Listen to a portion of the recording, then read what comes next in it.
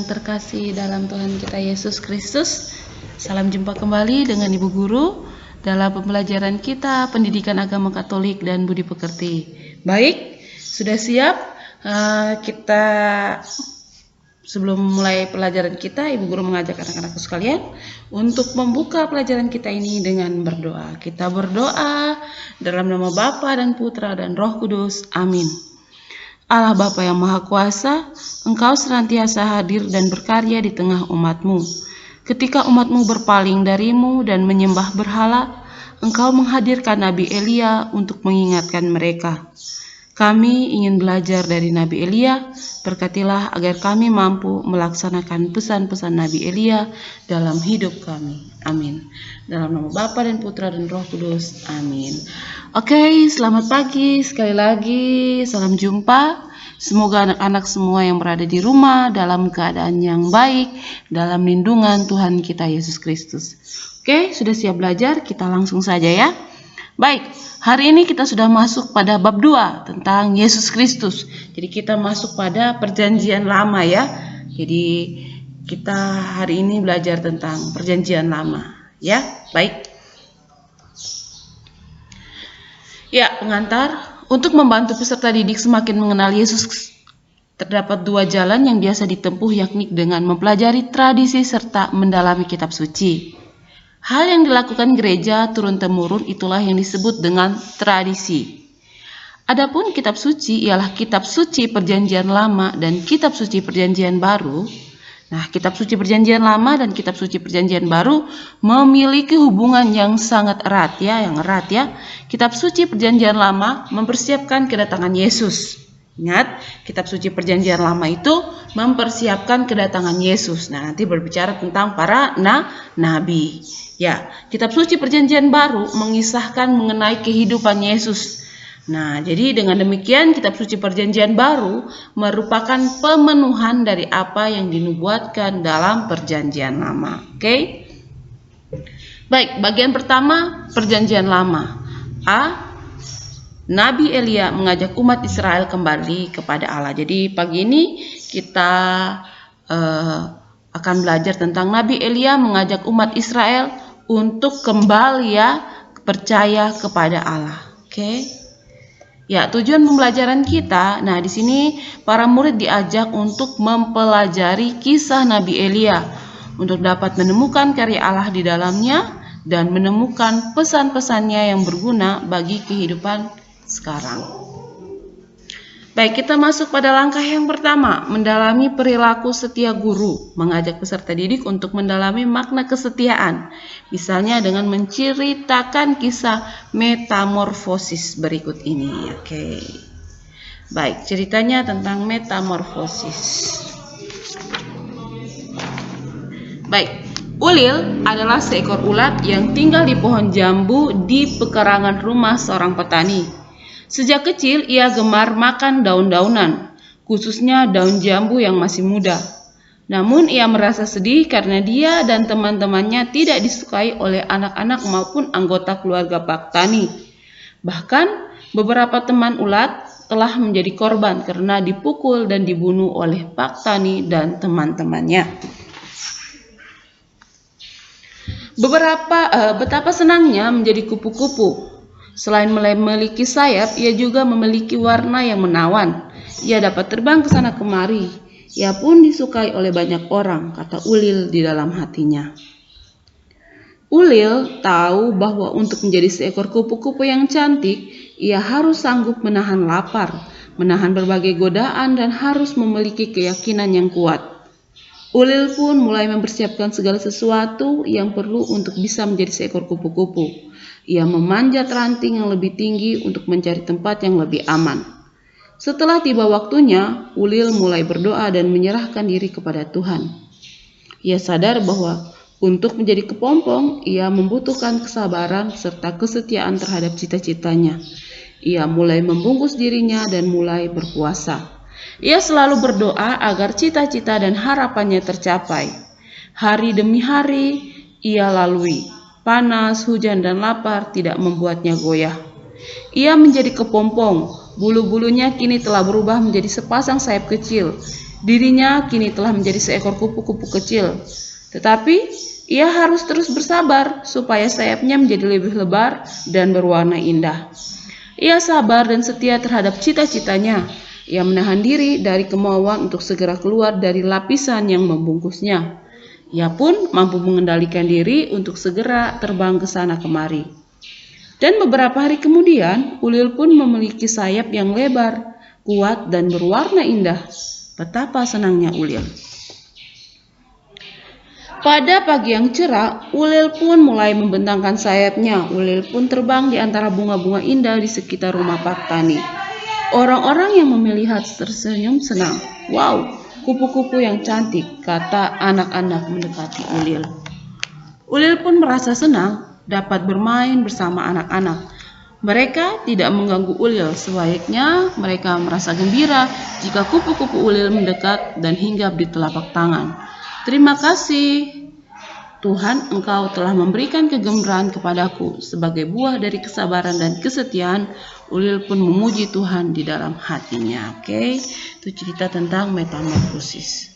Baik, nah di sini ada beberapa pertanyaan untuk mendalami cerita di atas ya. Yang pertama, mengapa keluarga Pak Tani tidak menyukai ulat yang ada pada pohon jambu? Lalu, mengapa Ulil menjadi seekor kupu-kupu?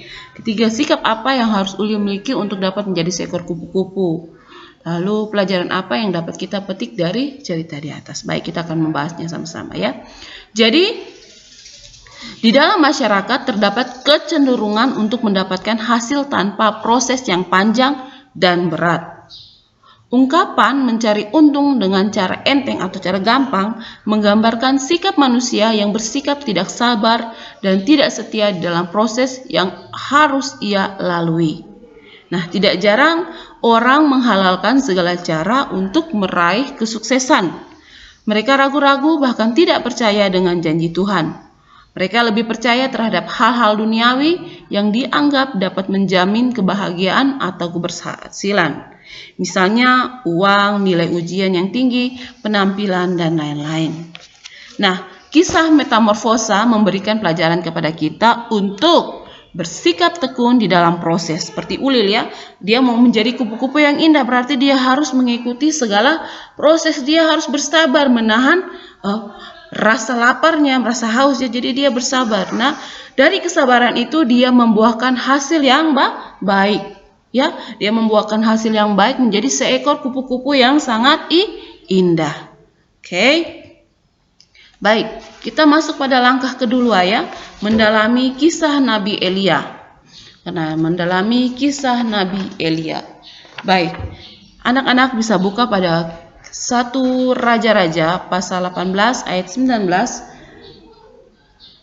1 Raja-Raja pasal 18 ayat 19 sampai ayatnya yang ke-40. Baik, sebab itu suruhlah mengumpulkan seluruh Israel ke Gunung Karmel. Juga nabi-nabi Baal yang 450 orang itu dan nabi-nabi Asyera yang 400 itu, yang mendapat makan dari meja istana Isabel. Ahab mengirim orang ke seluruh Israel dan mengumpulkan nabi-nabi itu ke Gunung Karmel. Lalu ia mendekati seluruh rakyat itu dan berkata, "Berapa lama lagi kamu berlaku timpang dan bercabang hati? Kalau Tuhan itu Allah, ikutilah dia, dan kalau Baal, ikutilah dia." Tetapi rakyat itu menjawabnya sepatah kata pun. Lalu Elia berkata kepada rakyat itu, "Hanya aku seorang diri yang tinggal sebagai nabi Tuhan. Padahal nabi-nabi Baal itu ada 450 orang banyaknya. Namun, baiklah diberikan kepada kami 2 ekor lembu jantan. Biarlah mereka memilih seekor lembu, memotong-motongnya, menaruhnya ke kayu api. Tetapi mereka tidak boleh menaruh api. Aku pun akan mengolah lembu yang seekor lagi, meletakkannya ke atas kayu api dan juga tidak akan menaruh api. Kemudian biarlah kamu memanggil nama Allahmu, dan aku pun akan memanggil nama Tuhan. Maka Allah yang menjawab dengan api, dialah Allah." Seluruh rakyat menyahut katanya, "Baiklah demikian." Kemudian Elia berkata kepada nabi-nabi Baal itu, Pilihlah seekor lembu dan olahlah itu dahulu, karena kamu ini banyak. Sesudah itu, panggillah nama Allahmu. Tetapi kamu tidak boleh menaruh api. Mereka mengambil lembu yang diberikan kepada mereka, mengolahnya dan memanggil nama Baal dari pagi sampai tengah hari. Katanya, "Ya Baal, jawablah kami." Tetapi tidak ada suara, tidak ada yang menjawab. Sementara itu mereka berjingkak-jingkak di sekeliling mezbah yang dibuat mereka itu. Pada waktu tengah hari, Elia mulai mengejek mereka, katanya, "Panggillah lebih keras, bukankah dia Allah? Mungkin ia merenung, mungkin ada urusannya. Mungkin ia berpergian, barangkali ia tidur dan belum terjaga." Maka mereka memanggil lebih keras serta menoreh-noreh dirinya dengan pedang dan tombak, seperti kebiasaan mereka, sehingga dengan darah bercucuran dari tubuh mereka. Sesudah lewat tengah hari, mereka kerasukan sampai waktu mempersembahkan korban petang. Tetapi tidak ada suara, tidak ada yang menjawab, tidak ada tanda perhatian. Kata Elia kepada seluruh rakyat itu, "Datanglah dekat kepadaku." Maka mendekatlah seluruh rakyat itu kepadanya. Lalu ia memperbaiki mezbah Tuhan yang telah diruntuhkan itu. Kemudian Elia mengambil 12 batu menurut jumlah suku keturunan Yakub. Kepada Yakub ia telah datang berfirman Tuhan, "Engkau akan bernama Israel." Ia mendirikan batu-batu itu menjadi mezbah demi nama Tuhan dan membuat suatu parit sekeliling mezbah itu yang dapat memuat 2 sukat benih. Ia menyusun kayu api, memotong lembu itu dan menaruh potong-potongannya di atas kayu api. Sesudah itu ia berkata, "Penuhilah 4 buyung dengan air dan tuangkan ke atas korban bakaran dan ke atas kayu api itu."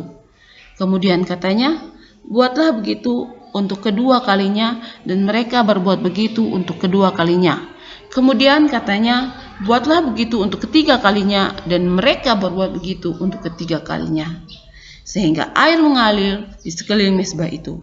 Bahkan parit itu penuh dengan air. Kemudian pada waktu mempersembahkan korban petang, tampillah Nabi Elia dan berkata, "Ya Tuhan Allah Abraham, Ishak dan Israel, pada hari ini biarlah diketahui orang bahwa Engkaulah Allah di tengah-tengah Israel, dan bahwa aku ini hamba-Mu, dan bahwa atas firman-Mu lah aku melakukan segala perkara ini. Jawablah aku, ya Tuhan, jawablah aku, supaya bangsa ini mengetahui bahwa Engkaulah Allah yang Tuhan. Jawablah aku, supaya bangsa ini mengetahui Engkaulah Allah ya Tuhan, dan Engkaulah yang membuat hati mereka tobat kembali." Lalu turunlah api Tuhan menjambar habis korban bakaran, kayu api, batu dan tanah itu. Bahkan air yang dalam parit itu habis dijilatnya. Ketika seluruh rakyat melihat kejadian itu, sujudlah mereka serta berkata, "Tuhan, dialah Allah. Tuhan, dialah Allah." Kata Elia kepada mereka, "Tangkaplah nabi-nabi Baal itu, seorang pun dari mereka tidak boleh luput." Baik, itu cerita Alkitab suci ya. Kita masuk pada penegasan.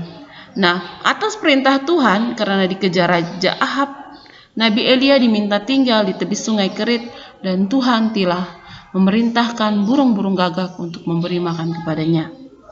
Ketika sungai kering, seorang janda untuk memberi makan Nabi Elia mengatakan bahwa Raja Ahab telah bersalah dan menghina Tuhan, sehingga Tuhan sakit hati karena menyembah dewa Baal.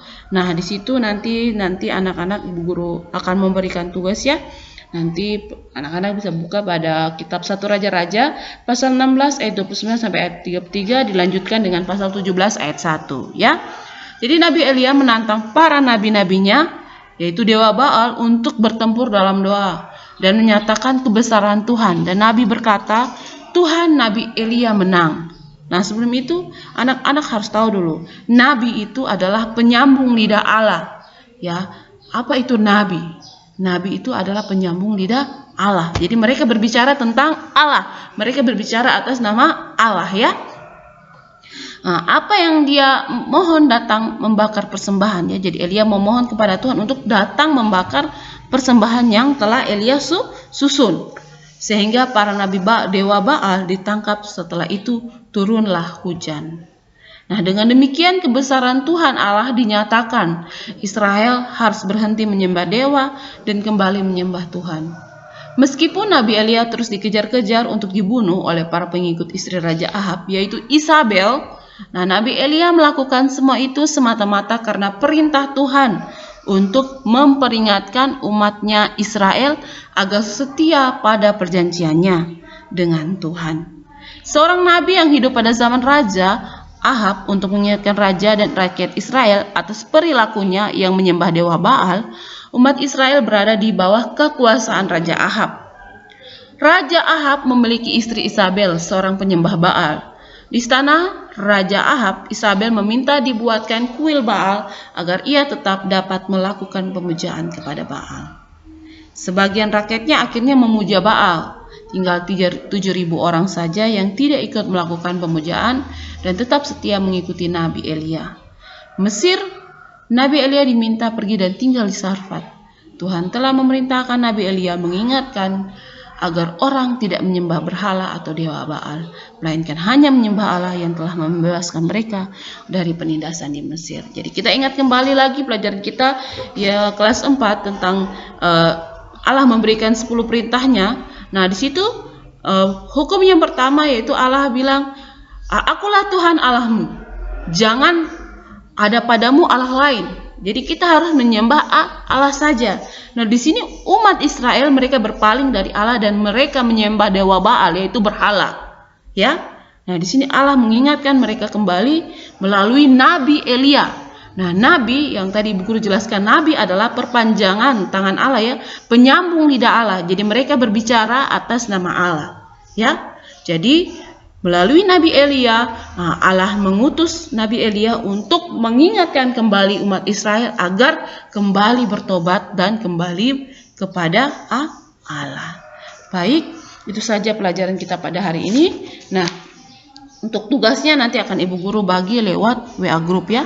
Kita tutup pelajaran kita dengan membuat tanda salib dalam nama Bapa dan Putra dan Roh Kudus. Amin.